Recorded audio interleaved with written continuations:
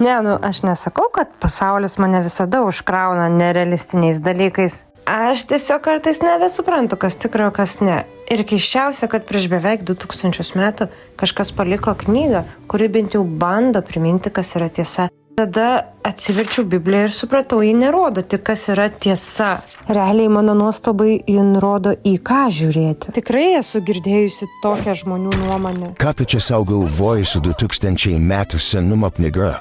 Viskas tampa sena, šiandien jų nebereikia. O man keisčiausia tai, kad kuo daugiau pasaulis kuria netikrų dalykų, tuo labiau man reikia kažko, kas, tiesiog primintų, kas yra tikra. Bet Biblija man pasirodė įdomi ne todėl, kad jis sako, čia yra tiesos, o todėl, kad joje yra žmogus, Dievas, kuris pasakė, aš esu kelias, tiesa ir gyvenimas. Jono 14:6 rašo. Gal problema ta, kad mes ieškome tiesos kaip informacijos, nors krikščionybė sako, kad tiesa yra asmuo. Ir būtent tai yra Jėzus. Gerai, bet jeigu tai tiesa, tai kaip tada iš tikrųjų turėtų atrodyti mano gyvenimas? Meilė nėra tik jausmas. Biblija sako, meilė kantri, meilė maloninga. Ji neieško vien savo naudos. 1 Korintiečiam 13. Mylėkite savo žmonas. Taip, kaip Kristus pamilo bažnyčią.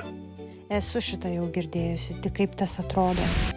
Noriu pasakyti, kad Biblija moko vyrus taip mylėti savo žmonas, kad jie net būtų pasiruošę atiduoti gyvybės už jas? Ne viską tikrai galiu suvokti iš karto, bet Biblijoje net sakoma tai, kad nebūk pats svarbiausias. Nedaryk nieko iš savo naudiškumo ar tuščios garbės, bet nuolankiai laikykite kitus aukštesnius už save. Kiekvieną žiūrėkite ne savo naudos, bet kitų, sako Filipiečiam 2:3.